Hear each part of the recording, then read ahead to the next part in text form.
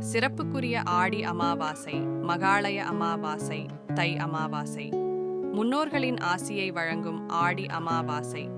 சூரியனும் சந்திரயனும் ஒன்று சேரக்கூடிய அமாவாசை திதி, அதிலும் ஆடி அமாவாசை மிக முக்கியமானதாகும். பித்ருகாரகன் எனும் சூரிய பகவான் மாதிருகாரகன் எனும் சந்திர பகவான் சேர்ந்திருக்கக்கூடிய அமாவாசை நாளில் மறைந்த பெற்றோருக்கு தர்ப்பணம் செய்வது மிக விசேஷமானதாகும். தர்ப்பணம் தருவதற்கு பதில் அன்னதானம் செய்யலாமா? அன்னதானம் செய்வதும் பெரிய புண்ணியம்தான். ஆனால் தர்ப்பணத்தை விட்டுவிட்டு செய்யும் அன்னதானத்திற்கு எந்த பலனும் கிடைக்காது. எனவே கட்டாயமாக தர்ப்பணம் செய்ய வேண்டும். எள்ளு சேர்த்த நீரை பித்ருக்களுக்காக விட வேண்டும். அப்போதுதான் அவர்களின் ஆன்மா சாந்தியடையும், அவர்களின் ஆசி நமக்கு கிடைக்கும். பித்ருலோகத்தில் உள்ள தேவர்களின் ஆசியும் சேர்த்து கிடைக்கும். புண்ணிய தீர்த்த நீரை கொண்டு தர்ப்பணம் செய்வது விசேஷமானதாக.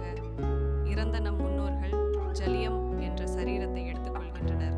அதனால் அவர்களுக்கு அளிக்கும் உணவானது ஜல நீர் சம்பந்தமாக இருப்பது சிறப்பானதாக சொல்கிறார்கள்.